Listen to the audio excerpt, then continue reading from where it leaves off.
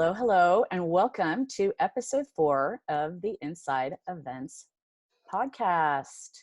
Very excited to bring you an incredible co-host today and a guest that, it's a get is the term that I've heard recently. Michael Dominguez, Mike D, is our guest today. My co-host is the lovely Shannon DeSouza. How are you, Shannon? Good. Thanks for having me, Megan.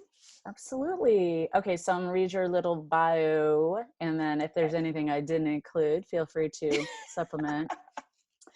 She is a sales and marketing strategist, an event expert, an education catalyst, a mentor, a speaker, and her company is DeSouza On Demand, which she has had for almost 4 years now. Congratulations. Thank you. She plays the role of an intrapreneur, working with and supporting startups to achieve their ambitious goals. She's comfortable wearing multiple hats to jump on board and assist with business development, commercialization, product development, operations, marketing, and sales execution strategies. And she's currently focused on working with clients within the event and technology industries. And so I thought, since you are an event tech woman, coming from having worked with Event Mobi and Attendees as two of your past lives, I thought it was perfectly appropriate to have you be a co-host with me on Swapcard's podcast. Awesome. Thank you for having me. Yeah, I also I'm working with Snowball. I've worked with Software Conference Solutions, and I'm working with Tech Digital as well. So a lot of my clients are coming to me to grow, expand, get the word out, and we're focusing on strong, lead generation and demand generation opportunities for them. Fabulous. Yeah. And actually Swapcard has just recently is expanding to the US. Oh, so amazing. They have been in Canada and obviously Europe. They're based in Paris. And now, so they have their first American employee is actually in France right now, getting all trained up. And, oh, fun. Where are they going to be headquartered? Matthew Ryan, San Francisco. Oh, lovely. Yeah, so that's exciting. And okay, so we're going to talk news before we get to Mike D.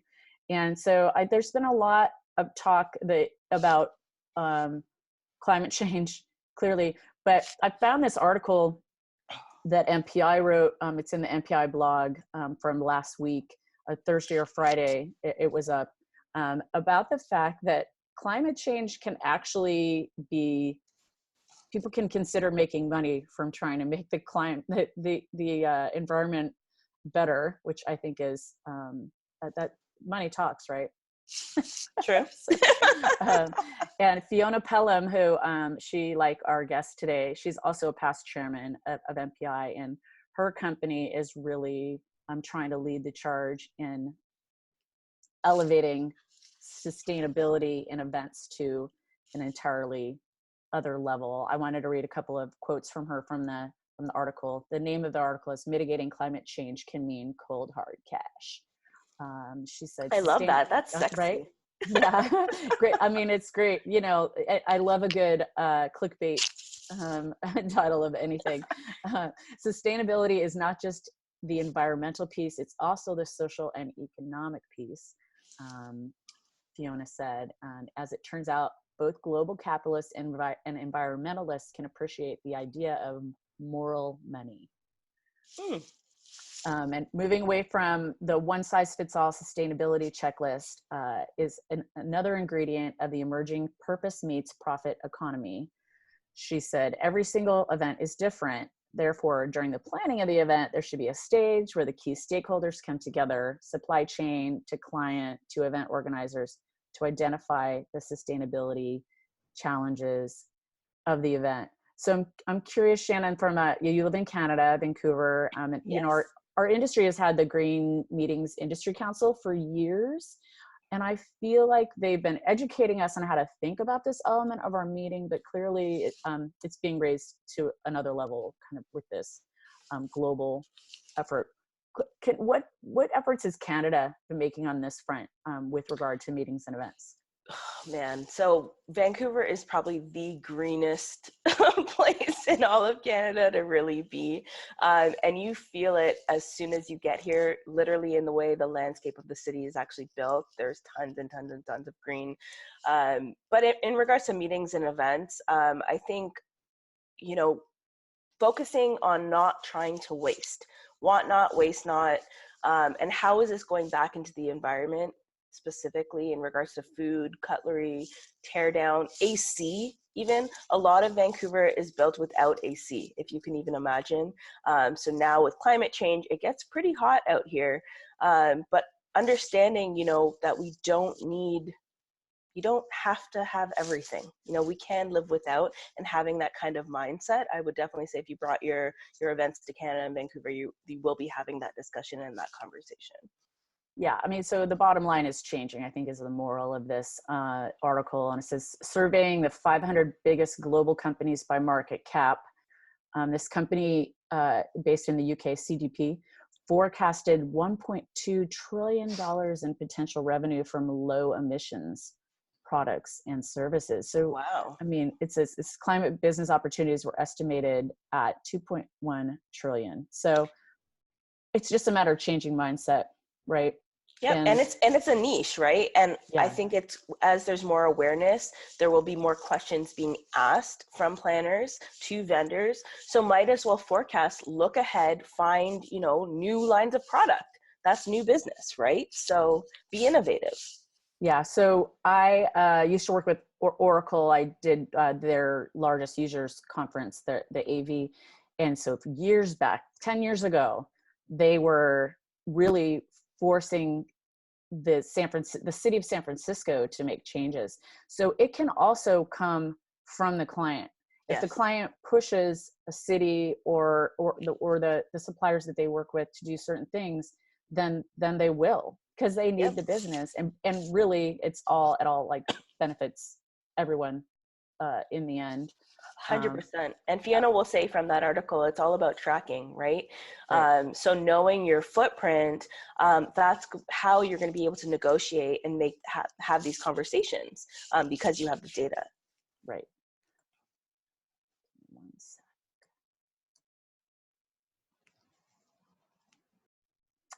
Okay, cool. So the next article that I kind of newsworthy item, which I found really interesting, that I came across from last week, which is like, this is the definition of clickbait, the name of this article. Want better engagement? Hijack attendees' mobile devices. Because of course, everyone's going to read that and be like, you're not taking my phone, right? Drama. What are they Yeah. going to do? But of course, by hijack, they mean like they already have it in their hand. You might as well get them engaged Use it. using it. Yeah. So, and it's, I mean, doing this as part of your meeting is not necessarily new No. or necessarily newsworthy, but I just found it interesting, the notion of like, kind of things are changing and new products are coming. We know, we have Glisser and Slido, which presenters have been using for a while now, right, to Yep. pull their attendees. But did you have a chance? So the first thing that came to mind when I was reading this is that pickles product. Oh, yes. So Yes. We saw it at IMAX. yeah, so I met one of the speakers at IMEX, Chris, who, I can't think of his last name, it doesn't matter, Pickles, Piccles is the name of the product. And basically his session was on using creativity to keep your attendees engaged. And so he had us using this app, we drew pictures. So he asked us to draw pictures, and then we of different things, and then and he just did a lot of different things to try to engage us with each other. And then he uses this, or it can be used to also to like crowdsource an image. So Yes. basically everyone in the room can create a piece of something. One of the examples he said, it was ended up looking like Mona Lisa. So it was these little squares of artwork that then become this larger thing, which I think can be a metaphor, right, for the meetings and events and all the crowdsourcing that we can do with information. But I don't know, what do you think about, you know, I mean, I used to I used to sell AV. So gone are the days of like handing out hardware. You know, we're Yes. using like, cause remember you used to The walk into a quizzes. room Yeah. and then yeah, you would do the polling on that. Yeah. Yeah. Um, Sometimes they worked, sometimes they didn't. So it's great that we're able to use um, you know, these other devices. So what do you think presenters should do though to get the most participation? Because you know how it goes, right? And some speakers will be like, okay, I'll wait, like, you know, to try to Like get everyone to awkward actually, silence. yeah, totally. So for me, I frame it right in the beginning that this is going to be a lot more of a casual conversation, and it's a discussion between two people and not a lecture. And I found even just starting with that, it's like it loosens people up and they're like, oh, okay, like let's talk, let me get involved, let me participate. I loved the idea from the article about the second screen. So often people, you know, maybe bored with what I'm talking about, or they want to read it themselves, or, you know, take notes or whatnot. So I like giving the control to the attendee for them to be able to look at it. Some programs you can flip up and down if you wanted to. You can ask questions through that. For the folks who are not,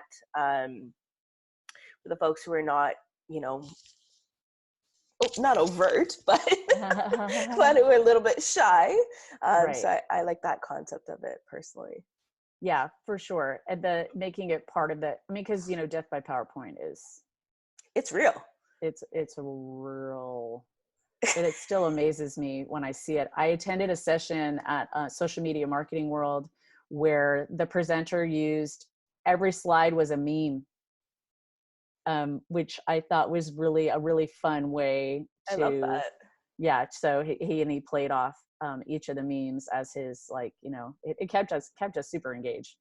I use Um, memes all the time, and often you will definitely get a laugh immediately. So it like breaks the tension. yeah, for sure. And what do you typically speak on? What's your jam? My jam is revenue event marketing, lead generation, demand generation, and basically anything on attendee acquisition. So All the sexy topics. right. what do Everything you numbers based. what do you think about event organizers asking speakers or presenters to use specific tools? Like if you, let's say, for example, Slido was the sponsor of an event Totally. and they asked you to use Slido, but you're more of a Glisser girl. How do you feel about that? About it sort of being forced upon a presenter? Okay, so I mean, my entire background is in tech, so I have no problem using any sort of platform. I encourage speakers and sponsors and, you know, whoever at an event to get involved in these types of things, because you will get much better feedback from the attendee. So for me, I think that's extremely important, um, as long as you're getting it ahead of time. So I Right. wouldn't be pleased to show up on site and then be like, oh, by the way, you're supposed to use Slido because, you know. Right. No. Oh, yeah, of course. Yeah, Yeah. Just dropping that into your presentation yeah, yeah. would be Then I hard. probably wouldn't be very pleased, but I would still do it. But, Yeah, because you're a gamer. Yeah. yeah. I at Event Tech Live, I was told at the time I was supposed to be on stage pitching in the tech pitch competition Oh my God. that I was supposed to be on stage. Like I did not receive the message in advance. Oh my God. But then I also didn't want to miss the opportunity for my client. No, you So, can't. You have to do it. and actually too, I had a prospect that I was demoing for. It was there when she walked up and told me in front of him. And he goes, I think you do great. You just do like what you just did with me. It was kind of cute how he encouraged me. And I did it. But the thing about it is only 5 minutes. And so like being able to on the fly, so I had no slides because I wasn't prepared, but I just Yeah. had them use the holding slide that they had created for my stand. Yep. And I did it. I was pretty darn proud of myself. Like the fact that I didn't win. But I mean, probably wouldn't have won if I was totally prepared in advance anyway, but oh man. I mean, that doesn't surprise me that you were able to do it on the fly. Like, that's you. So Oh, well, that's thanks. awesome. But it was, I think it was because had I had to do it cold, like first thing I had to talk to anybody about in the day, it probably would have been a lot harder. But because I was already, you know, kind of in that mode. Rolling. Yeah, totally. These things we do on the fly. But I also think that it's important to let the participants in your sessions know in advance that there's going to be polling like that, because there's got that awkward, and I think that's where there's a little bit of resistance. People are like, oh, I have to log into this website and enter this code, and so I think putting that in the description of the session is useful. That's smart. I mean, people, you know how people are, not that to say that everyone will be totally prepared because you did that, but at least it's, you know, it's there. And maybe if they're in the room a couple minutes early and they see that, they can, you know, or have it on the screen when you walk in. Yeah, exactly. But I think the mental preparation has a lot to do with it.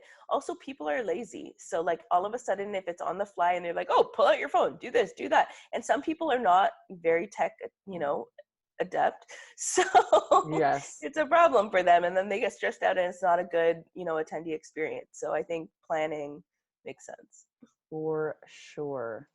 Okay, so our next our guest today is Michael Dominguez. What, have you ever met him in person?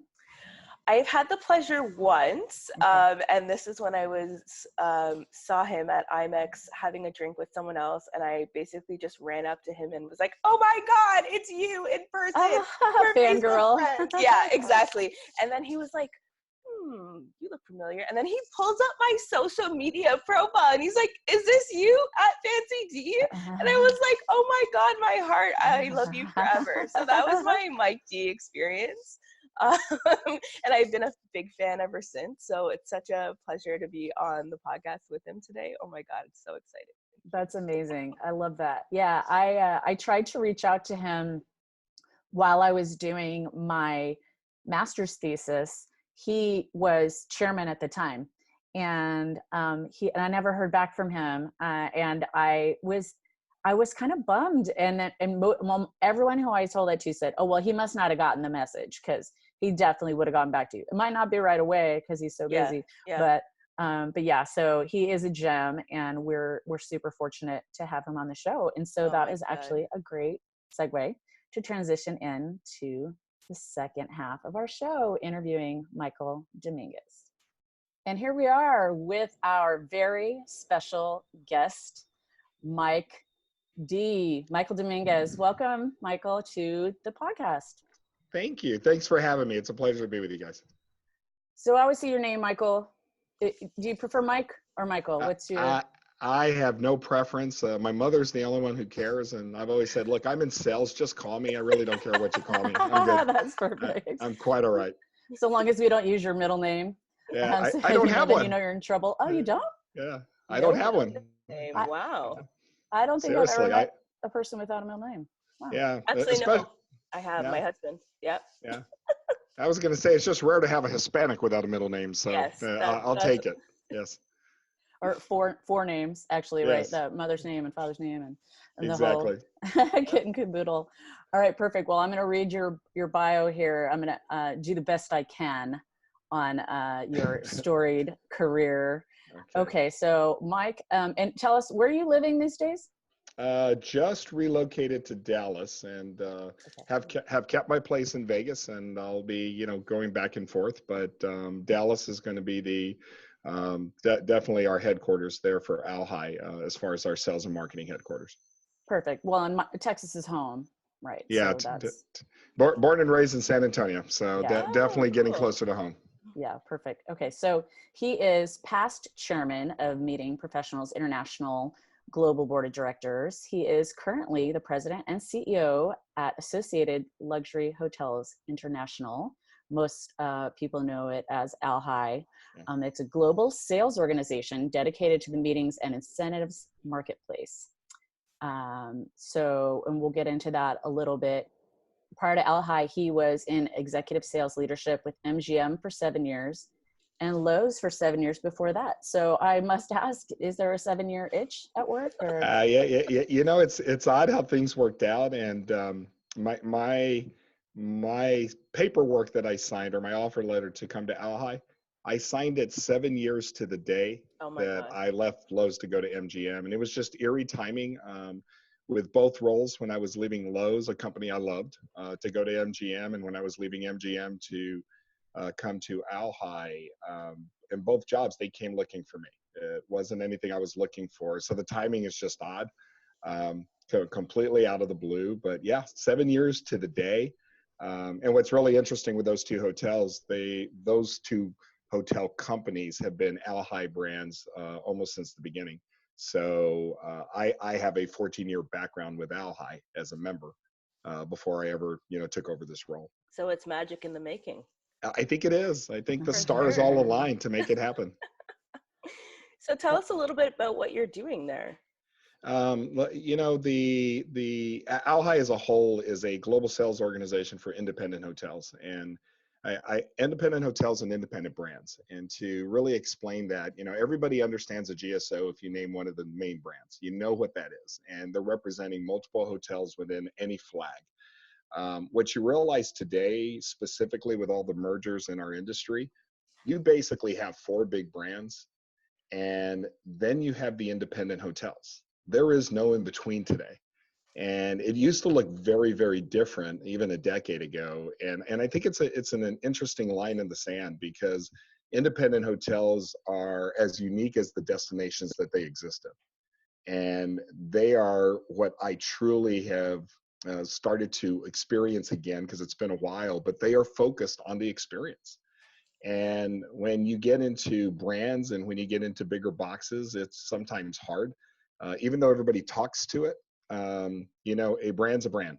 And when you go through it, you know what it feels like. And it's why you're buying it. That is not at all a disservice to their model. Their model works because you know what you're getting. But that leaves something very specific and we are all luxury. So it leaves something very specific in the luxury independent market, where you have your independent hotel and they have their sales team on property, but they don't have a global sales representation. And that's where ALHI comes in. So we become the global sales team for those independent hotels. And when I say independent brands, when you think about the MGMs of the world, Lowe's of the world, we have Kempinski in part of our portfolio. Omni, we have quite a few Omnis that are part of the portfolio. All of those hotels have something in common. They are owned and managed by the company that owns them. And that's very different than the way the rest of our industry looks like, because an Omni, an MGM, a Lowe's will never put another flag up on the building. A Lowe's is always going to be a Lowe's because they own it and manage it. Same with MGM. Anything they open will be an MGM. Same with Omni. Anything they open will always be an Omni. You can't say that with other brands because they don't own their hotels. They're management flags for other owners, and those owners could put any flag on the building. So it's very unique. The Broadmoor is probably one of our best examples, but it's an independent hotel that the hotel was put in trust by its ownership for 100 years, which means nobody, once the founding owner passes, nobody can do anything with it except keep it as the Broadmoor for 100 years. And that's why it was put into trust, to protect it from what it is, so that somebody doesn't see it as a real estate investment. What I'm finding is in the independent space, you still have hoteliers. You have people that are in the hotel business because they truly believe in the hotel business. They believe in hospitality. They believe in the experience. That's not always the same and I've worked for other brands. That's not always the same in other brands, where it is so much about how much margin are you driving and what are you driving to the bottom line for an ownership group. And I think it's interesting because it's almost the difference between companies that are publicly traded and privately owned. You always hear the CEOs of privately owned companies saying, we can do things that I could not do if I was publicly traded. So true. Yeah, because the pressure of quarter to quarter and what you have to report out versus I'm going to make an investment because I know it's the right thing to do and it'll pay off in the next 2 years. You're not always afforded that. And I'm afforded that in my role. And we're also afforded that in as far as the hotels we represent, because it's a very unique proposition. That's exciting. That's It, amazing. I'm so happy for you. Thank you. It really, and you know, even I haven't been, it's only been 10 weeks. I'm still counting by weeks. It's not months yet. Like a baby. Yeah, seriously. I say you have to get to 90 days before you start counting by months. But I've had too many people that have just told me, you know, like I was made for this job. And I do believe that everything I've done in my career has led me up to this role. I've worked for independents most of my life, even though I've worked for branded hotels for about 10 years. I've got about 20 years experience on the independent side. And what I think has helped me is I've also had big independents, small boutique. I've kind of done it all in that career. I've even worked at a CVB at one point as a VP of sales. And, you know, understanding those pieces and bringing that to the, you know, bringing those pieces of the puzzle to this job, I think is beneficial to our members and to our customers, because I get it. And what I do get is, that I have unique DNA in different sets of hotels. And we have to understand what that looks like, because our city hotels that are part of our luxury collection behave very differently than our golf hotels and versus our beach hotels. And understanding what that looks like and then marrying them with the right customer is really going to be our focus. And then I think I on both sides, it helps me that I bring credibility to our customer because they know I'm so engaged in the meetings market Totally. and in education and trying to make your job better. I've never done that to be about us. It's always, how do I make the meeting professional be a little more educated so that they can do their job more effectively. And then on the member side of our business, you know, the hotels and the leadership of those hotels have all made it very clear. What they do know is that I have sat in their seat. They know I understand what they're going through and what they're looking for and what their needs are and what the pressures are that are put upon them by ownership and leadership. And I think that gives me a unique perspective to be able to bring that to the table, to find solutions that are going to benefit everybody. And then just the way I'm wired, I always tell people, like, I don't have all the answers. I just know what question we should be asking. And that's what's made me really effective at my job. And that I can pull that out of people and get a lot of different perspective. But I usually have the question. And when I left MGM, you know, my team used to always tease me. They said I was always playing chess. They said they knew no matter what move I was making, I was already thinking 3 moves ahead. And I see that right now as I'm really starting to look at some things we're going to do with ALHI that are going to be really exciting. And very different from what ALHI has done in the past. And it's going to be very diverse in its portfolio of services. That's and awesome. That's exciting for me, but It is. everybody knows that everything I'm doing, it's building on to 2 other things I want to do. And it just starts, it's almost a pyramid system, and you got to start building it. And then it all kind of, I keep talking about an ecosystem. You know, we need to build an ecosystem where everything ties together. But it's a lot of fun. And when I took this job, there's a good friend of mine that he's an ALHI customer as well. So he's one of our customers, but I've known him for a long time. And, you know, when I'm asking him, should I do this? He goes, Mike, you just like building stuff. You've always liked building stuff. Like, this is right up your alley. And he's right. You know, did that at Lowe's, did it at MGM. To be able to build structure in an organization and build some programming, it's fun for me. So I'm excited about it. That's entrepreneurship, right? Like, and your brand is known to be like a visionary leader. So this is awesome. This is very exciting, and the whole world can't wait to see what you're going to do next. I appreciate it. It's like no pressure, right? They're all expecting it. And, but as I've always done, I'm trying to listen and observe. I'm moving probably faster here than I have in my past jobs as far as making some moves and bringing in some initiatives. But I can move faster because I've always told people I'm coming in the middle of the movie, because I've been an ALHI partner for 14 years. True. So unlike other jobs where I don't know anything and you got to learn it from the ground up, I at least know half of it. And I do say the middle of the movie. I don't need to know who's starring in it, and I don't need to know what the plot line is. I just don't know how it ends. So it's somewhere in the middle. But it's been fun, and the team is amazing, and we have such a really polished and professional sales team. And it's the one comment I've gotten from both customers and from some of our member hotels, that they'll tell me, you know, your GSOs run circles around some of the other GSO companies out there.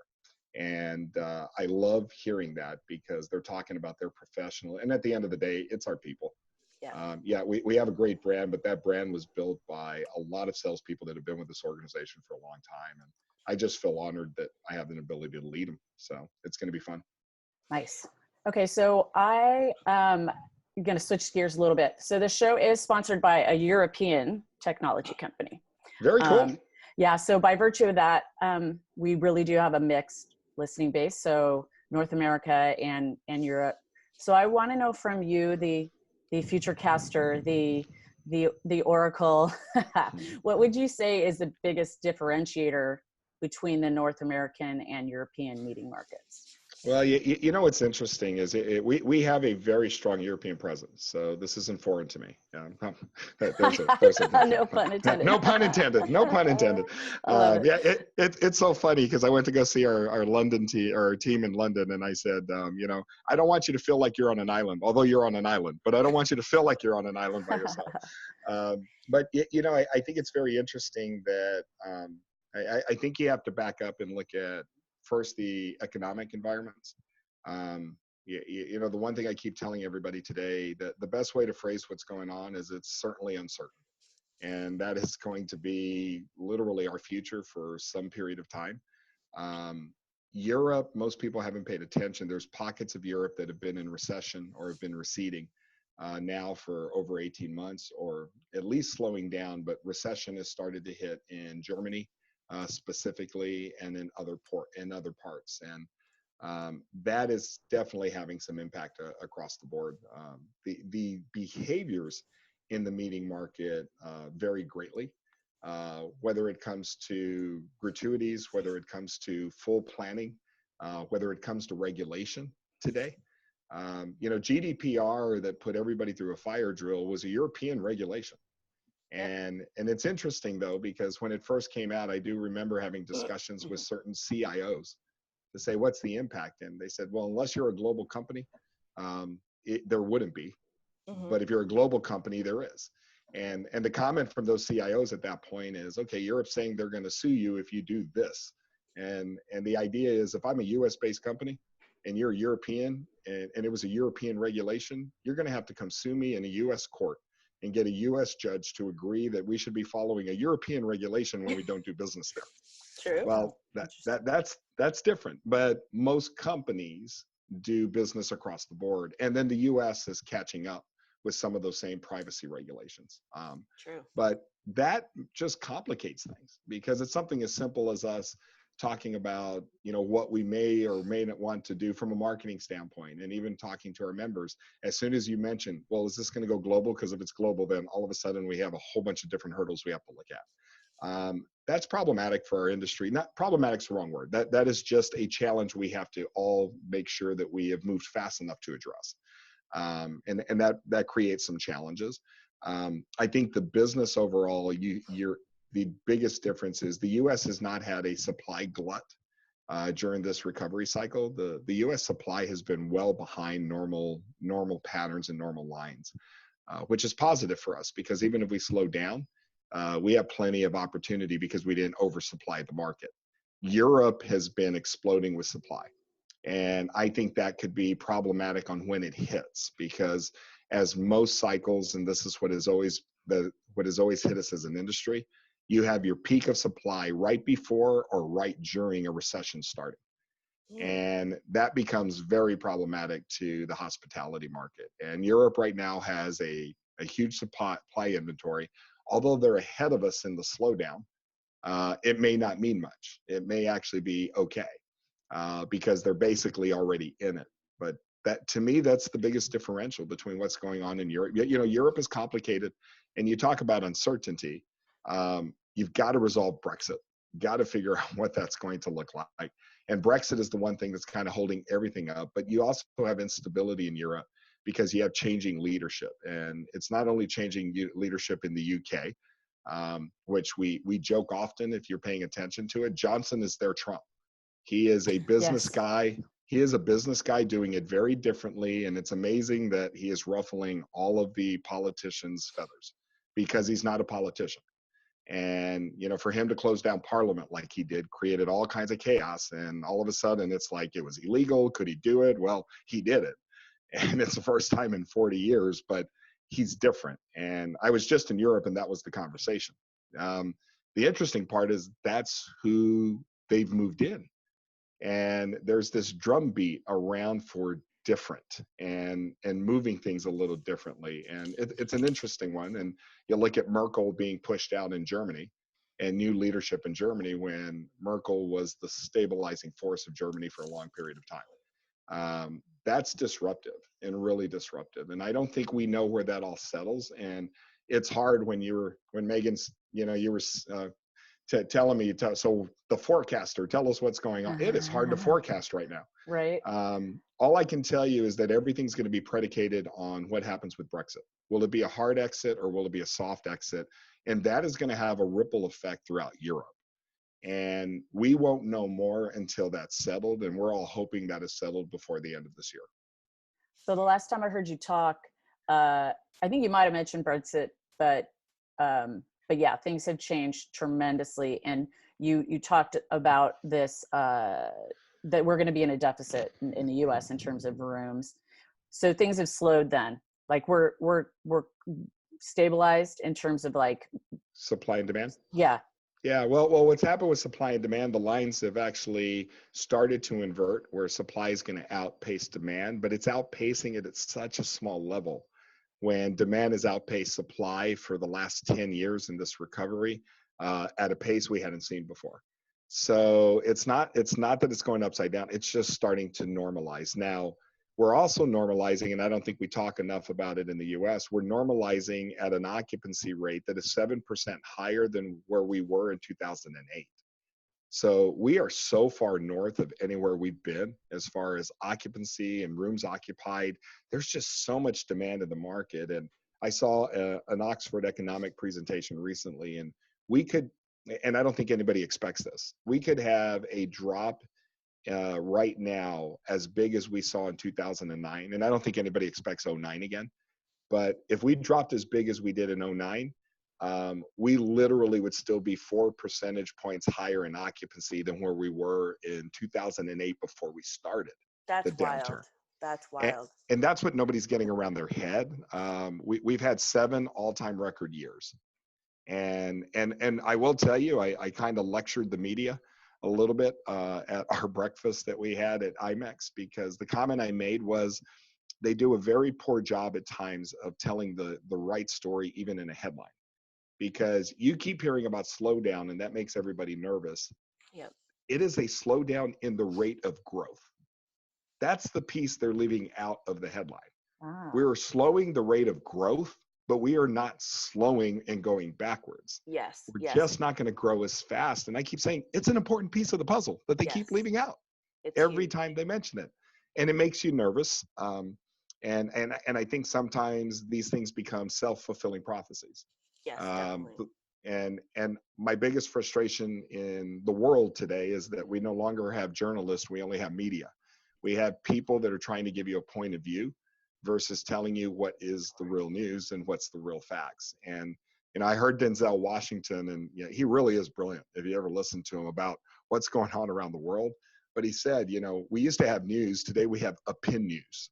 And I love the way he says it, because opinion news. And it's a brilliant way to look at it. And he said, look, we live in a world today that he goes, I can tell you a light bulb will have light. And he goes, and you're going to put 3 experts that tell me it won't, and you'll have 3 experts that tell me it will. And he goes, that's the world we live in. And he goes, but that's not news. That is a lot of people giving you a lot of opinions. And I think that's an important one. And I do credit some of the writers, because they followed up with me after that. And I got them some other information and had them follow up as well with some of the Oxford economics data, because it tells you we're in such a different situation right now that you have to look at data differently. And even if it's old metrics, and I think we're looking at old metrics, you have to really pay attention to what does it mean. And there's this great chart, and I love showing it in current presentations because it's so ridiculous. But everybody starts laughing because it is so ridiculous. You know, it has no correlation, but it tells you why you have to be careful with data. But the correlation is very simple. You know, the National Spelling Bee this year in the United States, the Scripps National Spelling Bee, we had 8 winners because they couldn't break the tie. And the 8 champions, you just go through, and then they have rules. So you go through so many cycles, and then you call it. Basically, it's a draw. So you had 8 champions. The winning word this year was bougainvillea. And there is Never heard of it.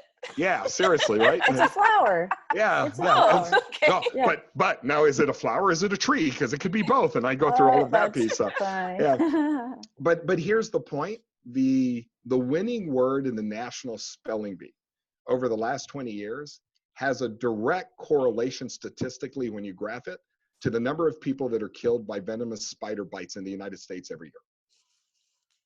No whatsoever. We all know that makes no sense, but it has a complete, and I show the statistical charts. It has a complete correlation. The charts mirror each other. And yet, you know, it has nothing to do with spider bites. I'm like, It's a great example to tell you, you can sometimes show data to show anything. yes, And I'll agree with that one. I'll agree with that one. And what I want you to do is focus on talking about data. And, you know, we talked about the slowdown, but I wanted you to talk about potential growth opportunities. What are you seeing right now for opportunities? Yeah. Well, you know what I think is funny is that I think the opportunities are kind of the outliers. And if you're talking about the meetings market right now, we have vertical markets that just lack understanding. And, you know, for those of you that have seen me present, it's not a surprise. 3 years ago, I was telling you about esports. And all of a sudden, everybody's talking about esports like it's this emerging thing. It's not emerging. It's just hit mainstream. Yeah, totally. And the point is that was an emerging market that 3 years ago, people needed to be all over it. And the ones that were, like Arlington, that converted their convention center into an esports arena, they are booming with it. And what people do is I really think, you've heard me in my presentations when I talk about unlearning. You got to get rid of what you think you know. And Or I talk about groupthink, right? Seriously, but everybody talks about esports and they think kids. They're not kids. No. And the average age is 34 to 44. They have a larger audience that activates on Twitch than anything online. And they're an engaged audience. And anybody who's ever played games or has kids that play games, they're expensive. So you have to have disposable income to be able to be in that realm. And here's the biggest thing: fastest growing segment in almost 20% of the market are women. Something that people wouldn't guess. Yes. So my issue is that when we look at opportunities, people start to put their own assumptions in those opportunities. I say it often. I think there's a huge opportunity in these different verticals and these different outliers, and people are looking for different experiences today. You know, we keep talking about being in an experience economy. That book was written in 1985. It is not new. It is, and the author I got to see a few years back, all he did was republish it. It's the same book, you know. So it's a rebrand. Yeah. He updated some information, but my point is it's not new. Experience is what we've all cared about. But if you hear, you know, if you hear everybody talk about it today, it's, oh, we're in this experience economy and it's because of the millennial. No, it's because we've always been there. This is where we've been, that we pay for experiences today. I think the opportunity is connect those dots.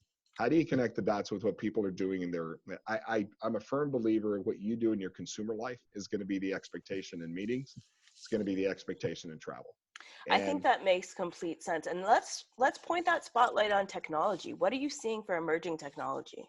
Well, you know, I always say you need to separate sexy from substance. And we get so stuck on sexy technology versus what's going to be substantial in changing our industry and changing the way we engage and accept information. And I can give you a great example. You know, a decade ago, we were all talking about Google Glass was going to revolutionize meetings. Right. Nobody's talking about Google Glasses anymore. And you have to be careful with that because I think there's a place for it all. And I look at the difference today between virtual reality and augmented reality. And I think VR has a place. It has a place in games. It has a place in sales and marketing. It has a place to be able to expose, but it's not revolutionary. When I look at AR and I look at what Microsoft has recently done with HoloLens, and what that product can do, where you're tying a virtual experience into your physical experience. And literally when you're wearing their device, you don't lose your physical environment. You just gain the virtual. That's transformational when you think about education, when you Yes. think about medicine. Think about being at an education session and the best cardiologist in the world that you cannot fly there because they're the best because they're busy, but Yes. they could virtually come in to help you actually understand and learn. That's going to be transformational in what we do. And I think that that's one of the biggest pieces we've looked at, is that you've got to look at technology that's going to engage the human engagement more intently. To me, that's the technology that's going to stick. We get all excited with the stuff that's cool versus the stuff that's really going to engage us in a different way. Right. Well, and also we have, and we've talked about this on this show before, planners who are still sort of tech averse. So Yep. All the cool bells and whistles are cool, but adoption, are we going to get adoption, you know? And so hopefully these emerging technologies will, we need to do a better job, I think, as an industry to educate I agree. the people who are buying the tech. Yeah. And But so, I also think there's a piece there, Megan, where you've got to, I think as an industry, sometimes we put pressure on meeting professionals that technology has to be used. Not in all cases. What are you trying to right. accomplish? Yes. Let's look at the goals. Yeah. For sure. And it goes back to everything we're trying to teach the meeting professional is, what is your objective? And not in all objectives do you need the bells and whistles. Not in all objectives is technology going to be a big play. And it absolutely depends on what you're trying to accomplish. And 100%. what I do think there's an opportunity as an industry we can do better. The companies that are doing it the best are the big tech companies, hands down. When you look at their events specifically, when I look at a Cisco Live, or when I look at Microsoft, I even look at what Microsoft just did when they bring 40,000 people together. From an experiential standpoint and what they're doing, I think there's a lot of learnings, but what scares people off is, can you scale it? And what we have to do as an industry, and I don't think we do a good job of this, we go and show everything they can do, and then it scares everybody off. Instead of being able to say, this is what they did, and here's how you could bring it into smaller pieces of your meeting, where it's not everything. And I think as an industry, if we could start educating that way, again, it's the sexy versus substance. We show them, look at what they did, and we're like, great, they had a $20 million budget. You know, we don't have that. Right. But how do you say, this is what they did, and these are the learnings that came out of it? Here was the human engagement. Here was the environmental impact. Here was the impact from technology, with examples of how you could bring that to life in smaller pieces. I think that's where our industry could do a better job. To Megan's point, I think that's part of the adoption problem. Because what we tend to talk about in our industry is all the sexy that most people can never do, but we don't ever tell them, you just need to be able to run a piece of this. Right. You don't have to run the same thing, but what's the learning that you can take away to do something else? I think that's a miss and a missed opportunity for us if we're going to get to adoption. For sure. Okay, so I told you it would go fast, and here we are. But I do have one more question for you. Sure. We'd like to ask, what's the latest hot tech gadget app thing that you're hot on these days? Actually, it's an app, and it's not anything that's tech, and it's very health related. And anyone who knows me, I'm big into the wellness component as our industry. But there is an app called Jio, and it's JIYO. And it was created, and I learned through our partnership with Delos Living when we were doing Stay Well, and through Deepak. And this was a partner and friend of Deepak's that had launched this. But this app gets into different areas of what you're interested in. Is it mental wellness and meditation? Is it physical wellness and exercise? And is it jet lag because you're going to be traveling? And the app allows you to look at your different categories when you want to learn, understand, and exercise, and then you can build it out. You get to build out what you're looking for in different areas. it's probably the one thing I've been most active with recently because one, I'm curious, and two, it's something from an ALHI perspective I want to figure out as a brand how we're able to offer that to our attendees long term. Oh, That's very cool. awesome. Very Yeah. cool. To your guests. Yes, without a doubt. For sure. All right. Well, I'm gonna have to check that out. That sounds really neat. And I love when there's a new one, because sometimes people say things, that we've heard before, but I've not heard of that. So that's very cool. Yeah, it's a really cool one that they introduced, but they have nourishment, movement, love, meditate, sleep, and grow. And they're all different areas. So if you need better help with sleeping, there's all of these pieces to that. And they get into different experts, different readings, and different pieces that you can pull into your life. Fabulous. All right. So we are so grateful that you could take the time. I know that you're on a business trip. Like, when are you ever not on a Yes, business trip Yes. on the East Coast? So thank you so much for making this work. You're so in demand, and I feel honored that you agreed to be on the Inside Events podcast. Like, happy to be with you anytime, and it's because you asked. So can always make the time. I just got to work it into the schedule. So we're all good. Right, for sure. All right. So I want to thank Mike D for being our guest today. I want to thank Shannon DeSouza for being my co-host. And this has been episode 4 of the Inside Events podcast, and we will catch you next time.